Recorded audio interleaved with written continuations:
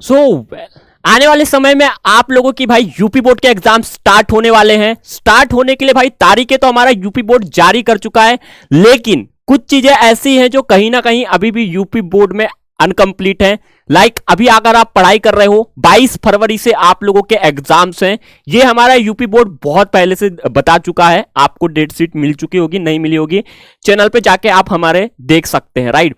लेकिन अभी भी प्रॉब्लम इतनी सारी यूपी बोर्ड के सामने है। सबसे बड़ी और मेन प्रॉब्लम, जिन बच्चों को एग्जाम्स देना है उन बच्चों में से कई बच्चे ऐसे हैं जिनके अभी तक पूर्णतः सिलेबस यहां पे यूपी बोर्ड के खत्म नहीं हो पाए हैं, स्कूलों में सिलेबस कंप्लीट नहीं हो पाए हैं, और आने वाले 1 से 2 महीने के अंदर में ही यूपी बोर्ड के एग्जाम स्टार्ट होने वाले हैं। ठीक है, तो आज के इस वीडियो में अपन बात करेंगे यूपी बोर्ड इन सब चीजों की तैयारी के लिए क्या नए बदलाव करने वाला है, आप लोगों को क्या करना चाहिए इस समय में, आप लोगों को अपना सिलेबस कंप्लीट नहीं हुआ है तो किस चीज पे ज्यादा फोकस करना चाहिए। थोड़ी थोड़ी दोनों टॉपिक पे बात करेंगे। इस वीडियो का एंड तक जरूर देखना अगर आप यूपी बोर्ड 2024 के एग्जाम्स देने वाले हो 10th एंड 12th के। साथ में सब्सक्राइब जरूर कर लीजिएगा, और व्हाट्सएप का और हमारे टेलीग्राम दोनों की लिंक डिस्क्रिप्शन में, आप हमें वहां पे जाके ज्वाइन कर सकते हो। ठीक है, सबसे पहले तो ये चीज जो मैं आपके साथ दावे कर रहा हूं कि यूपी बोर्ड में जो है अभी सिलेबस पूरा नहीं हुआ है, तो मैं कैसे कर रहा हूं, तो ये आप एक आर्टिकल देख सकते हो। इस आर्टिकल में यूपी बोर्ड के जो सिलेबस है इसके बारे में कुछ खबरें आई, पहले हम इसे पढ़ लेते हैं। यूपी बोर्ड 22 फरवरी से परीक्षा, अधूरा है सिलेबस, स्कूलों में कुछ तैयारियां करवाई जा रही हैं। ठीक है, तो यहां पे क्या लिखा है कि यूपी बोर्ड की हाई स्कूल और इंटर की परीक्षाएं 22 फरवरी शुरू होनी है। इसके लिए 13 जनवरी से प्री बोर्ड परीक्षाएं होंगी।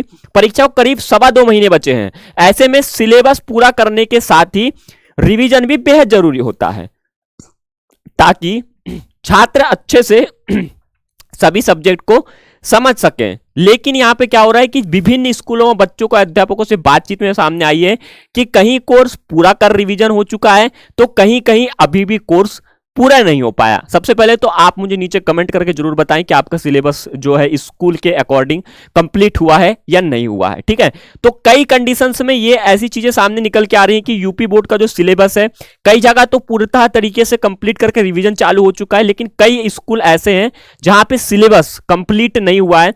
इन कंडीशंस में स्टूडेंट के लिए तो मैं एक ही सलाह देना चाहूंगा कि देखो, आपको सिलेबस के साथ साथ स्कूलों के तो जाना है, राइट, लेकिन आपको रिवीजन अपनी जो है वो हमेशा रखनी है। सिलेबस आपका स्कूल में जैसा भी है, जहां तक है वहां तक तो कम से कम आपको पीछे से रिवीजन खुद से करना पड़ेगा। जिन स्कूलों में सिलेबस कंप्लीट हो चुका है उन स्कूलों में रिवीजन स्टार्ट है, लेकिन मैं बात कर रहा हूं जिन स्कूलों में ऑलरेडी सिलेबस कंप्लीट नहीं हुआ है, उन्हें तो यही करना चाहिए कि अपना रिवीजन आपको खुद बेस्ट तरीके से करना चाहिए।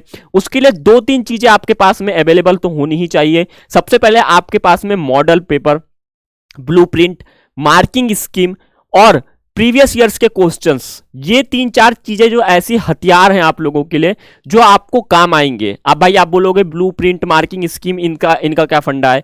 इनका फंडा ये है कि ये आपको एक पर्टिकुलर सब्जेक्ट का कितना वेटेज है, किस क्वेश्चन का कितने मार्क्स आने वाले हैं, किस क्वेश्चंस में आपको कितना लिखना पड़ेगा, ये सब चीजें आपको बहुत अच्छे से इन सब चीजों में बता दी जाती है। तो आपको पढ़ने में आसानी हो जाती है, क्योंकि आप लोगों को पूरा की पूरा पेपर का मॉडल पता चल जाता है कि क्या एग्जैक्ट तरीके से आएगा। तो ये चीजें आपके माइंड में हमेशा होनी चाहिए, आपके पास में हमेशा ये चीजें अवेलेबल होना चाहिए, ताकि आप लोगों को समझने में आसानी जाए कि क्या होने वाला है एग्जाम्स में। तो आप उतना ही अगर पढ़ाई करोगे तो आप लोगों के लिए फायदेमंद होगा। ठीक है, तो इस तरीके से प्रीवियस ईयर्स के क्वेश्चंस मैं इसलिए बोल रहा हूं क्योंकि प्रीवियस ईयर्स के क्वेश्चंस आप लोगों के बहुत काम के हैं, उससे आपको एक आइडिया लग जाता है।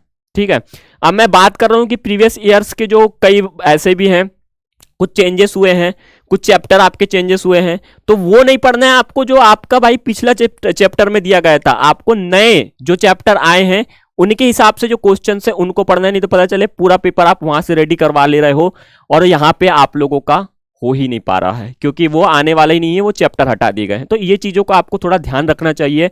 बाकी सिलेबस कंप्लीट नहीं हुआ है, कोई टेंशन नहीं है, आपके पास है 1-2 महीने, स्कूल आपका कंप्लीट कर देगा, लेकिन आपकी रिवीजन आपके लिए बेस्ट एक हथियार बोल दो तो आप चलेगा, वो आप के लिए है। तो आपको अपने तरफ से जितना हो सकता है आपको अपनी तैयारी कंटिन्यू रखनी है। फिलहाल के लिए सिर्फ इतना था, ये कुछ अपडेट थी। आप लोग कमेंट करके जरूर बताइएगा आपका सिलेबस कहाँ तक हुआ है, क्या दिक्कतें आपको आ रही हैं, कुछ हमसे अगर प्रॉब्लम आपकी सॉल्व हो पा रही है, बिल्कुल हम कोशिश करेंगे आपको आपके हर प्रॉब्लम का सॉल्यूशन दे पाए। फिलहाल के लिए सिर्फ इतना था, मिलते हैं अपने नेक्स्ट वीडियो में, तब तक के लिए बाय बाय।